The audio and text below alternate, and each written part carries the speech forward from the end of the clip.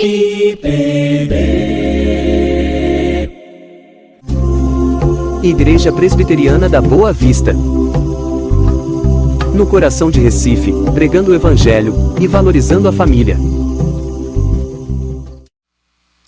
No mês de janeiro, eu apenas tive uma oportunidade de estar pregando pelo domingo pela manhã. Eu preguei no livro do profeta Oséias. O pastor Elias pregou em janeiro, o pastor Ricardo, eu entrei de férias, e nós queremos dar continuidade a pregar nos profetas menores. Nós queremos ler a partir do versículo 12, Joel capítulo 2, a partir do versículo 12.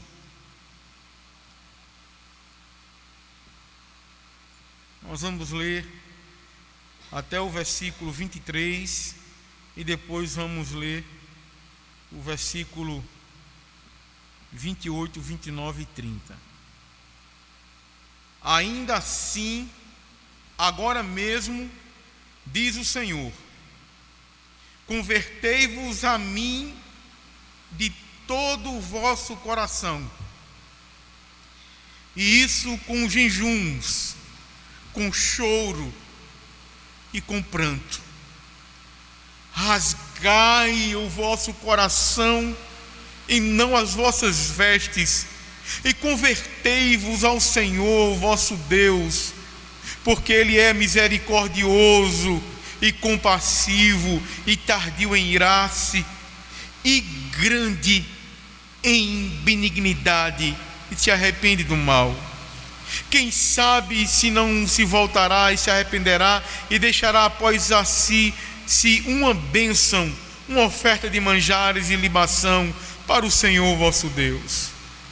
Tocai a trombeta em Sião, promulgai um santo jejum, proclamai uma assembleia solene, congregai o povo, santificai a congregação, ajuntai os anciãos, reuni os filhinhos e os que mamam.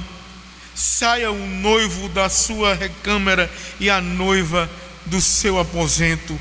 Chorem os sacerdotes, ministros do Senhor, entre o pórtico e o altar, e orem. Poupa o teu povo, ó Senhor, e não entregues a tua herança ao opróbrio, para que as nações não façam escárnio dele. Porque hão de dizer entre os povos: onde está o seu Deus? Então o Senhor se mostrou zeloso da sua terra, compadeceu-se do seu povo, e respondendo lhe disse: eis que vos envio o cereal e o vinho, o óleo, e deles sereis fartos, e vos não entregarei mais ao opróbrio entre as nações. Mas o exército que vem do norte eu o removerei para longe de vós, lançá-lo-ei em uma terra seca e deserta, lançarei a sua vanguarda para o mar oriental e a sua retaguarda para o mar ocidental.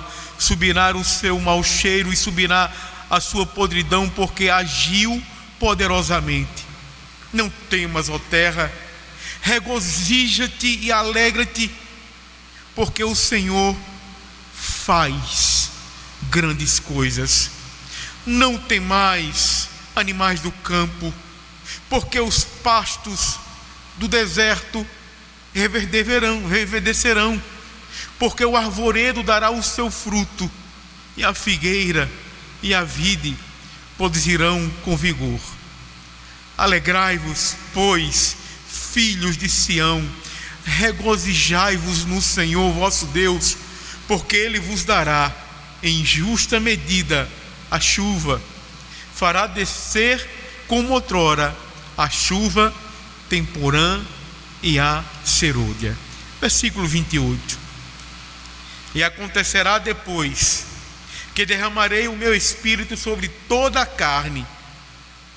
Vossos filhos e as vossas filhas profetizarão, vossos velhos sonharão, e os vossos jovens terão visões. Até sobre os servos e sobre as servas derramarei o meu espírito naqueles dias. Mostrarei prodígios no céu e na terra: sangue, fumaça, fogo e colunas de fumaça. Versículo 31 para finalizar.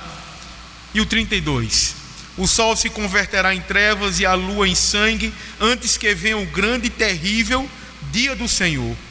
E acontecerá que todo aquele que invocar o nome do Senhor será salvo. Até aí. E acontecerá que todo aquele que invocar o nome do Senhor será salvo. Oremos ao Senhor. Feche seus olhos por um momento e busquemos ao Senhor.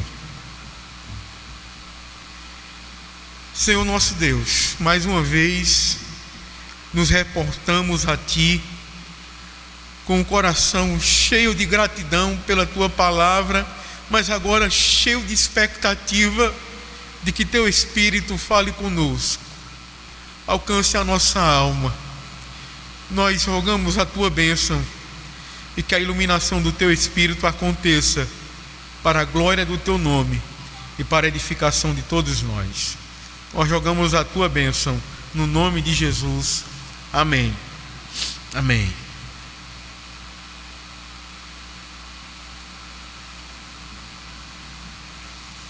Se Oséias, o profeta, falou sobre o amor intenso, perdoador, restaurador do Pai, Joel, o profeta, ele se propõe a ser um instrumento de Deus para falar de perdão, mas de um perdão que Deus chama para desfrutar diante do arrependimento, do quebrantamento. O texto que nós lemos no profeta Joel, todos os 3 capítulos, ele fala de uma desolação que aconteceu e de acontecimentos futuros que nós já entendemos que isso aconteceu quando Pedro citou o profeta Joel lá em Pentecostes, falando do mover, da promessa cumprida, da chegada do Espírito. E o profeta Joel, ele fala de julgamento, desolação, quebrantamento, mas de restauração, de promessas do Senhor para com o seu povo. São muitos os temas tratados aqui no livro de Joel. E nós vamos nos deter no capítulo 2, onde, a partir do versículo 12, o povo é chamado ao arrependimento. 2 temas se sobressaem, além do chamado arrependimento: é o julgamento e as promessas. Mas eles estão tão amarrados de tal forma que nós com certeza queremos tratar, como o profeta assim o fez, falando de promessas, de restauração, mas também de julgamento de Deus contra o pecado. Queremos, pois, baseado nesses versículos, falar sobre o chamado ao arrependimento. Chamado ao arrependimento, sim, porque o convite, ele é repetido, ele é amoroso, e Deus se utiliza de instrumentos para chamar ao arrependimento.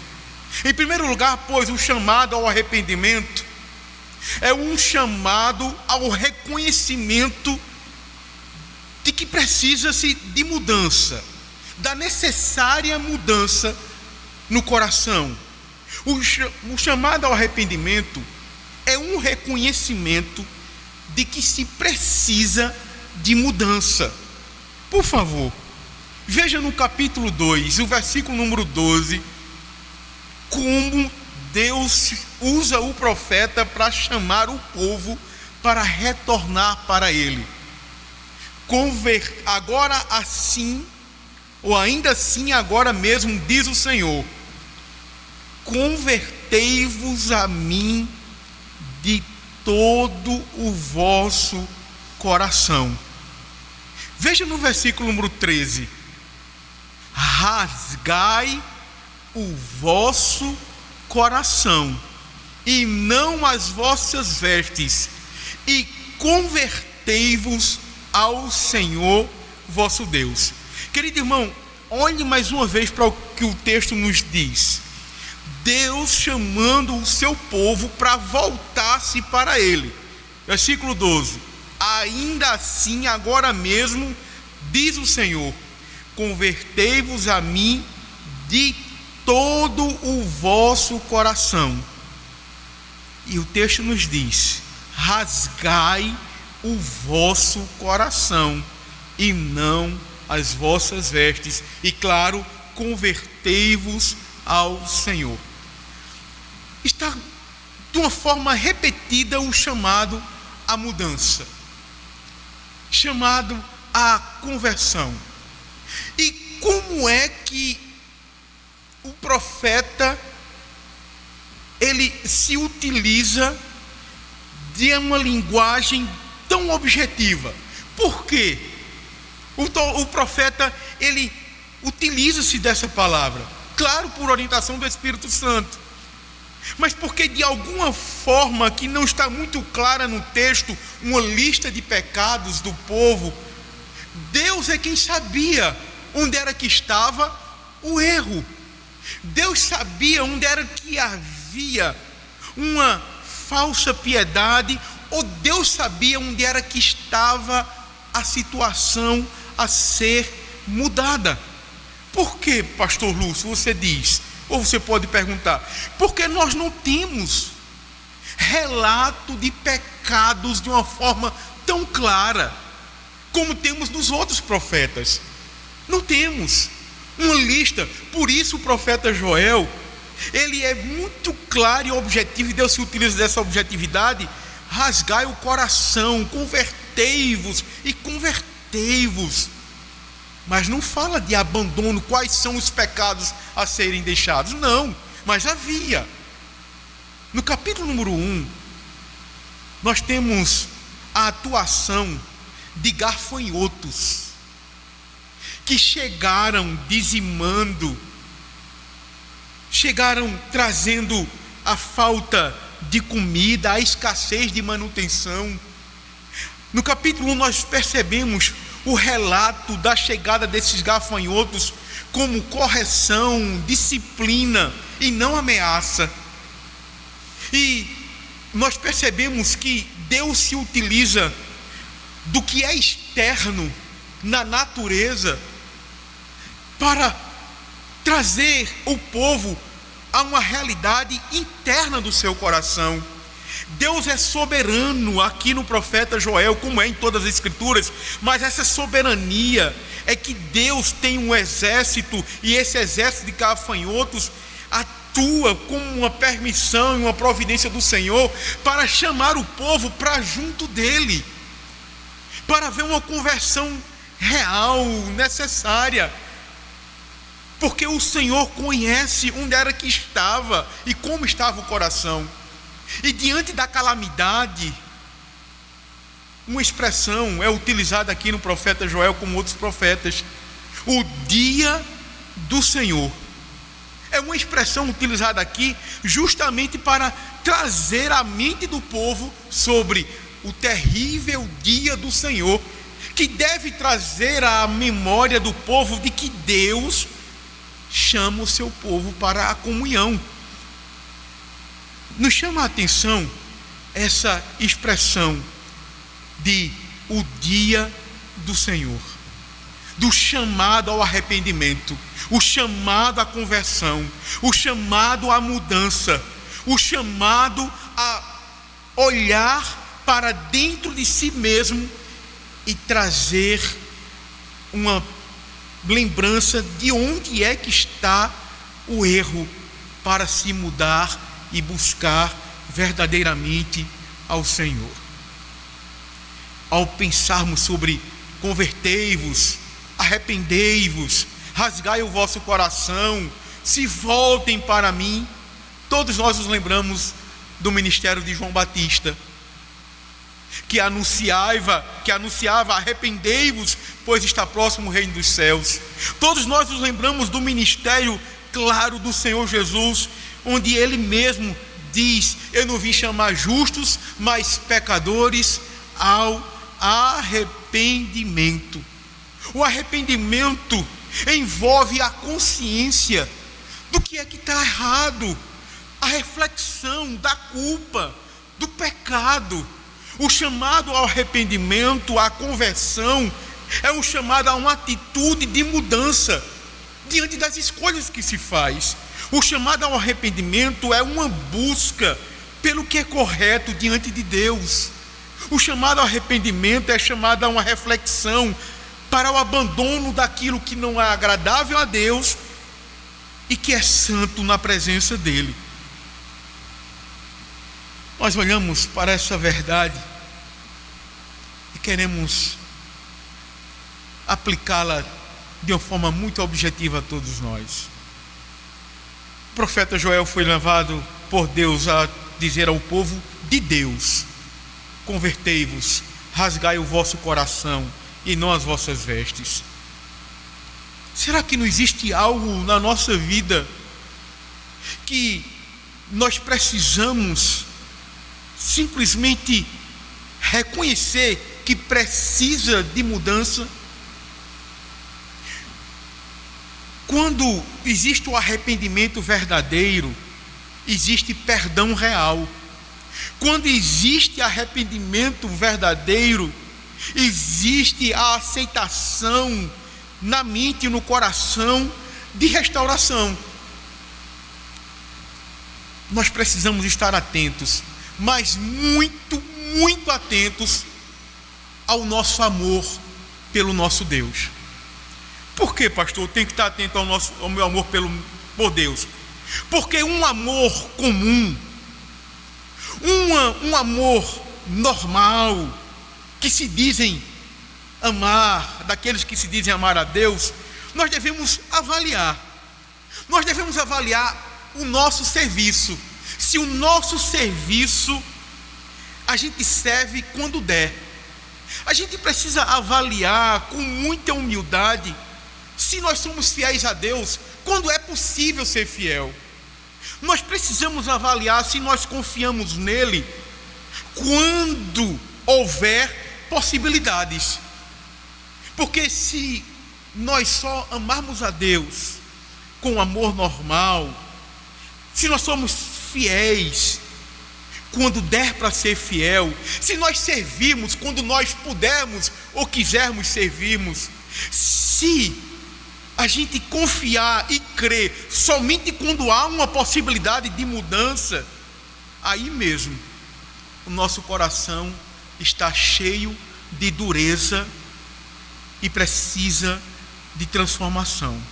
E alguns de nós muitas vezes permanecemos com a fidelidade normal, com um amor normal, com uma confiança normal, e nos esquecemos do desafio que nós temos diário de sermos fiéis em todas as circunstâncias, nas difíceis e nas fáceis. Nós devemos nos lembrar que o amor por Deus, ele é desafiado, nós somos desafiados a vivenciar em todos os momentos. Não há escolha para haver momentos onde amarmos a Ele e não amamos a Ele. Nós precisamos nos lembrar a todo momento que o amor ao Senhor é prioridade na nossa vida, que ser fiel a Ele é a prioridade na nossa vida. Não está na negociação não crer nele. desconfiar da providência dele. Aqui nós não vemos uma relação de pecados diante do povo, mas Deus sabia, e ele se utiliza de gafanhotos para, naquele momento difícil, chamar todos para a conversão verdadeira, a do coração, porque a externa todo mundo vê. O texto nos diz: rasgai os vossos corações e não as vossas vestes. O texto nos diz, versículo 12: com jejuns, com choro e com pranto. São ações externas da mudança, do arrependimento. Mas as ações externas não representam muitas vezes o que está interno. Nós podemos chorar, nós podemos louvar, nós podemos jejuar, e simplesmente no nosso coração permanecemos com infidelidade, serviço infiel, com escolhas egoístas, com pecados ocultos. Podemos louvar, viver uma espiritualidade externa, mas Deus quer o nosso coração. É o nosso coração o alvo da graça do Senhor, e que o externo seja apenas uma expressão da graça interna. E Deus tem como alvo aqui o coração do seu povo no profeta Joel. É o seu coração, do seu povo, é o alvo. E nós devemos nos lembrar: na cruz, Jesus morreu para transformar a nossa vida, nos dar perdão, mas nos fazermos povo de Deus, de coração, não apenas externamente. Só que nós nos acostumamos com o externo do louvar, o externo da nossa fé, e somos seletivos quando sermos fiéis, quando servimos, quando temos tempo, quando dá vontade. Escolhemos quando eu olho para alguma coisa que que me conduz a pecar. Vivemos um dualismo: as vestes de crente e vestes de não crentes. Palavra aqui nesse ambiente eu posso ser fiel, nesse momento eu não posso. E vivemos um dualismo, quando o Senhor só morreu naquela cruz para nos resgatar e nos fazer povo adquirido. E nós precisamos reconhecer onde é que precisa de mudança no nosso coração, onde é que precisa de conversão, o que é que nós guardamos, onde é necessário de todo o nosso coração nos voltarmos ao Senhor. O chamado ao arrependimento é um chamado para um momento de mudança necessária nas nossas escolhas, na nossa devoção, na nossa fidelidade, no nosso coração de adorador e de servo do Senhor.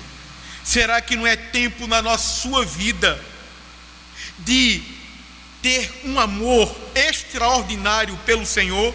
Eu não tenho, pastor, mas eu quero ter. Peça a Ele. Será que não é momento da fidelidade mesmo, de verdade, ser vivida por você? Eu não tenho essa fidelidade. Peça àquele que chama o seu povo para ser fiel, e Ele dará o seu Espírito, como nós vamos ver, para lhe conduzir a ser fiel. E eu não falo de não pecar mais, eu falo de uma busca e de uma luta contra o pecado. Será que não é tempo de verdadeiramente você se voltar de todo o seu coração para o Senhor, e não apenas de aparência? É o que o texto nos chama. O chamado ao arrependimento é um reconhecimento de que é necessário mudança de atitude, de conversão para junto do nosso Deus. O que é que Deus utiliza? Ele, em vez de utilizar-se da nossa vida, de situações difíceis apenas, Ele se utiliza do seu Espírito Santo para nos convencer, para, pela sua palavra, nos apontar o caminho da conversão. Não chegou nenhuma praga de gafanhoto na sua vida para o pastor vir dizer: convertei-vos. Não chegou nada, nenhuma calamidade. Mas chegou a palavra que lhe convida a você se converter de todo o seu coração. E aqui a palavra é para o povo que estava se esquecendo que era necessário de todo o coração viver para o Senhor. Mas o texto nos diz que o chamado ao arrependimento é um reconhecimento de mudança necessária. O texto também nos mostra que o chamado ao arrependimento é uma oportunidade de ver a misericórdia e a graça do Senhor. Veja o versículo número 13. Com mais cuidado. Vejam: rasgai o vosso coração e não as vossas vestes, e convertei-vos a Senhor vosso Deus. Aí dizendo assim, porque Ele é misericordioso e compassivo. Até aí. Pastor, é para eu me converter, é para eu retornar ao Senhor por reconhecimento de quem Ele é? Sim. O arrependimento é um chamado para que o povo veja quem de fato Ele é. Ele é o Deus misericordioso, de compaixão, gracioso. E o povo estava com o campo sem produzir o necessário, crianças precisando de um alimento com mais consistência. Os sacerdotes não estavam nem com ofertas suficientes para receber das pessoas. Aqueles que traziam ofertas não poderiam nem ofertar por causa do pouco mantimento e daquilo que tinha no campo estava faltando. Mas o texto nos mostra que o povo é chamado para olhar para quem Ele é. A misericórdia e a compaixão do Senhor deve ser alvo do nosso olhar.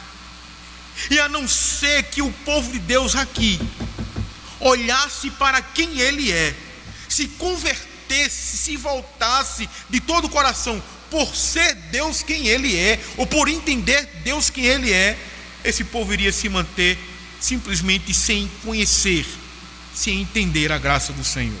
Veja o versículo número 27, capítulo 2, versículo 27. Sabereis que eu estou no meio de Israel, e que eu sou o Senhor vosso Deus. Versículo 27. E não há outro. Versículo 27. Olhe, por favor.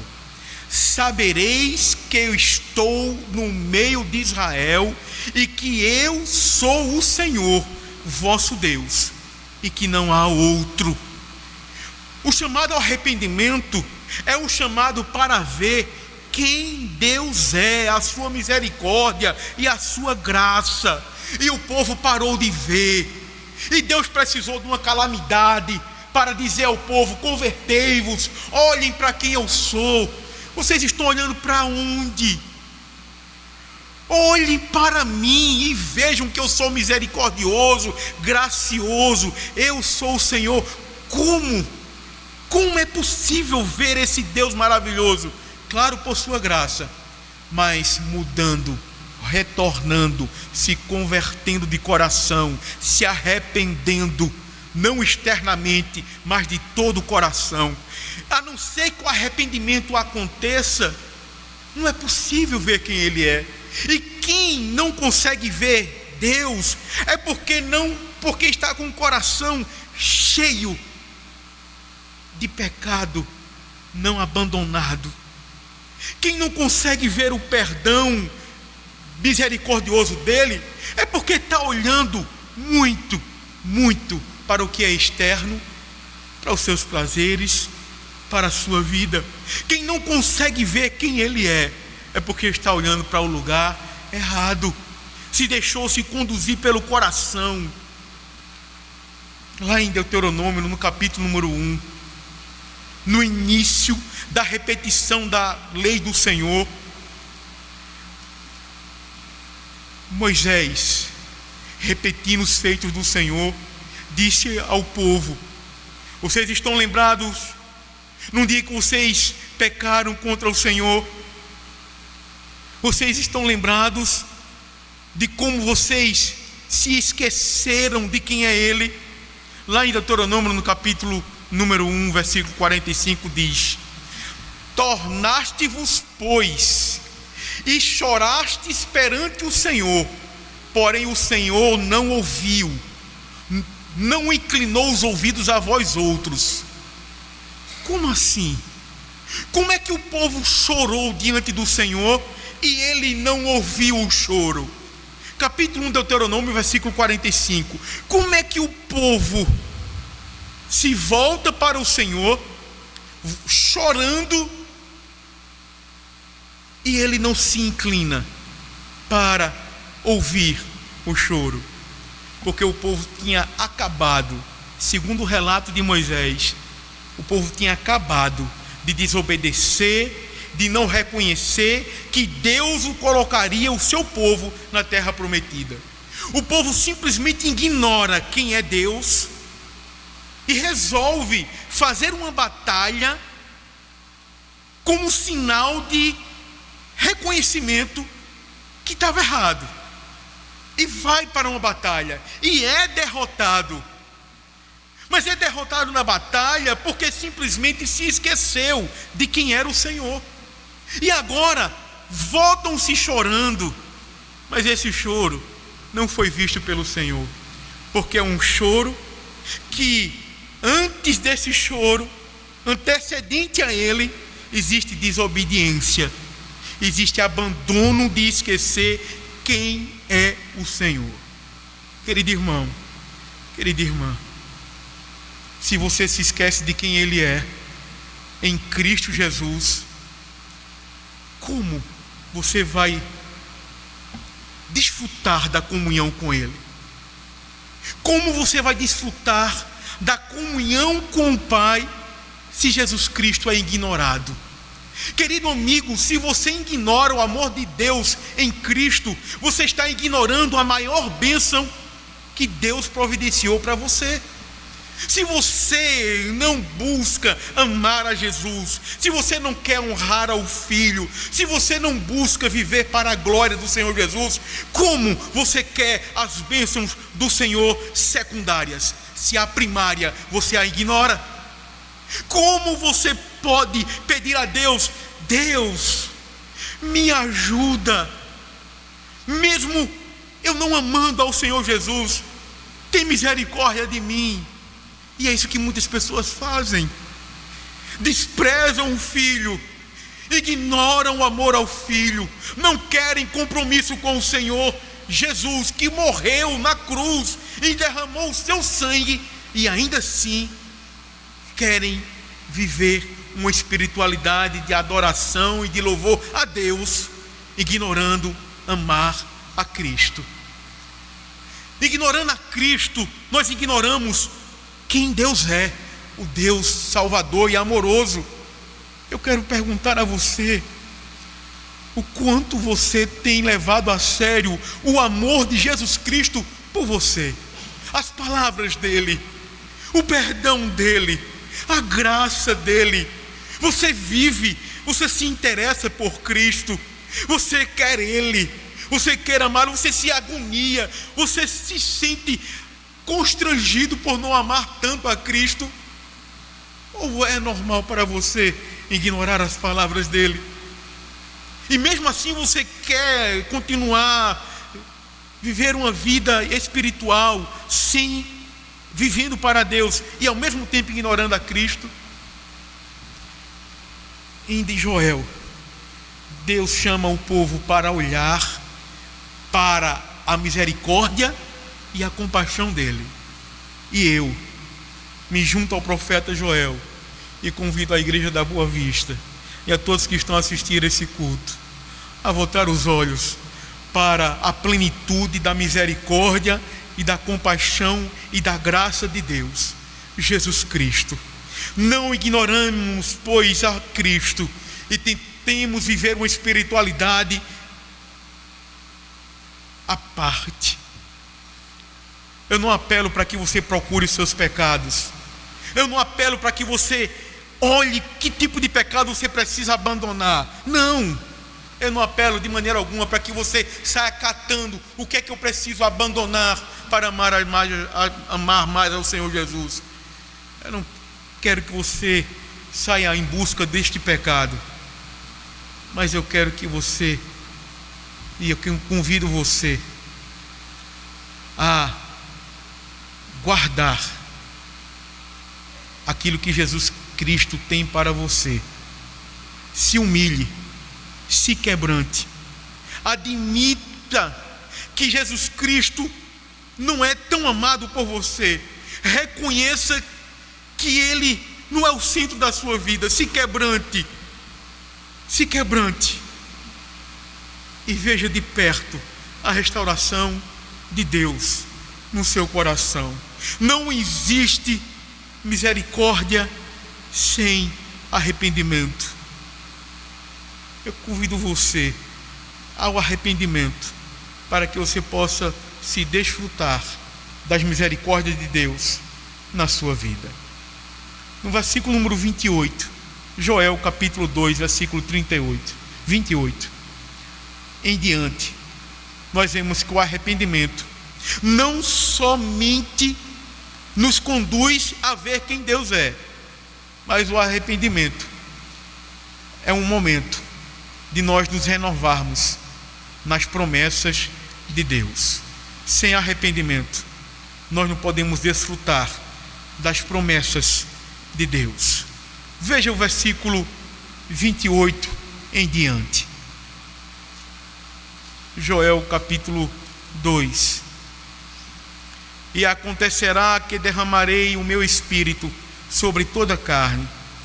Vossos filhos e vossas filhas profetizarão, e vossos velhos sonharão, e os vossos jovens terão visões. Veja, por favor, o versículo 28 com mais cuidado. Agora veja o versículo 32. E acontecerá que todo aquele que invocar o nome do Senhor será salvo. Deus convida o povo ao arrependimento para desfrutar das promessas dele para a vida do seu povo. E claro, existem promessas a partir do versículo 22, 24, 23, restituição. Existem tantas bênçãos, mas a promessa do Espírito Santo, que se cumpre lá em Atos dos Apóstolos, no capítulo 2, a partir do versículo 16, é um chamado para que o povo veja que apenas com o arrependimento, conversão verdadeira, as promessas materiais e espirituais são desfrutadas pelo povo do Senhor. Versículo número 31 nos diz: o sol se converterá em trevas e a lua em sangue, antes que venha o grande e terrível dia do Senhor. É incrível, mas o Senhor Jesus citou esse texto lá em Marcos, no capítulo 13, falando da sua vinda. A sua vinda vai ser precedida de muitos acontecimentos difíceis para a humanidade. E ele cita justamente Joel, apontando para a verdade de que aquele que está nele, em Cristo, nele mesmo, pode passar por momentos difíceis, mas terão a firme promessa da graça do Senhor em tempos difíceis. Os gafanhotos vieram, e o povo de Deus é chamado para confiar nas promessas do Senhor. O Senhor Jesus, lá em Marcos, no capítulo 13, diz: tempos difíceis virão. Ele cita o profeta Joel, mas ele diz que aquele que perseverar até o fim será salvo. Mas será salvo por causa da graça em sua vida. É incrível como a promessa da salvação é anunciada. No capítulo 2, versículo 32, nos diz: todo aquele que invocar o nome do Senhor será salvo. E lá em Romanos, No capítulo número 10, Paulo cita Joel também para falar sobre a salvação. Romanos capítulo 10, versículo número 9. Se com tua boca confessares a Jesus como Senhor e em teu coração creres que Deus ressuscitou dentre os mortos, serás salvos. Porque com o coração se crê para a justiça e com a boca se confessa a respeito da salvação. Porquanto a Escritura diz: todo aquele que nele crê não será confundido. Pois não há distinção entre judeu e grego, uma vez que o mesmo é Senhor de todos, rico para com todos os que o invocam. Porque todo aquele que invocar o nome do Senhor será salvo. Existe promessa de salvação para os arrependidos e aqueles que de todo o coração se convertem ao Senhor.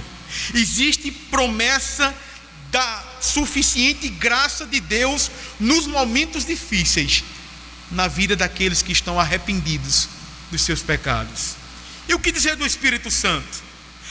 Como nós desejamos o dom do Espírito.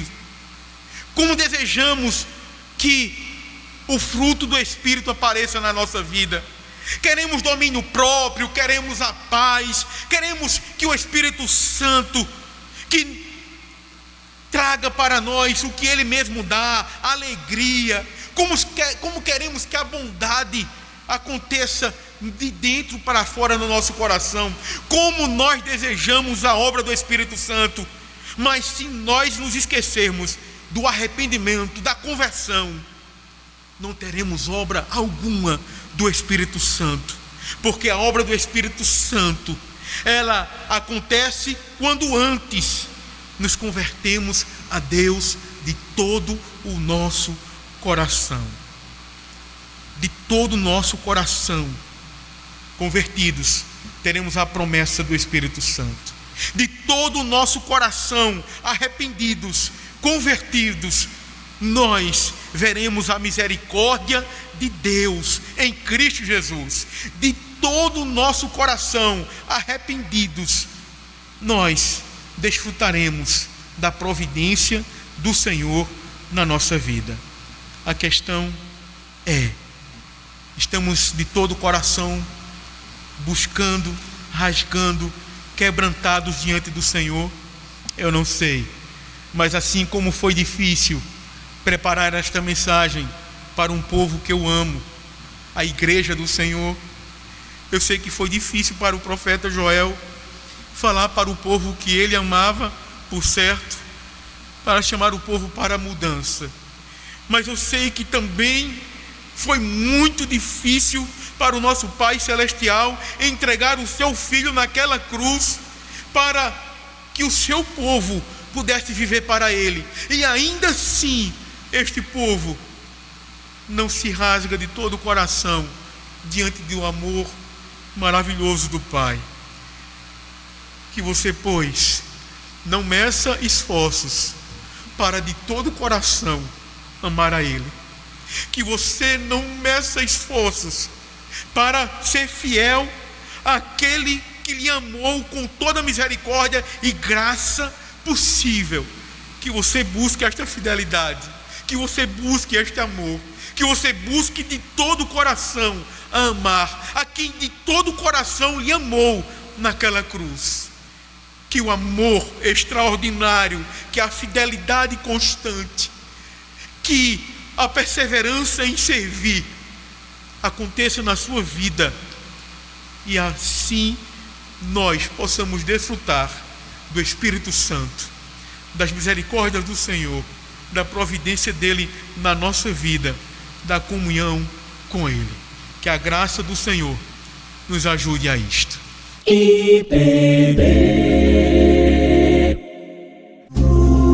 Igreja Presbiteriana da Boa Vista, no coração de Recife, pregando o Evangelho e valorizando a família.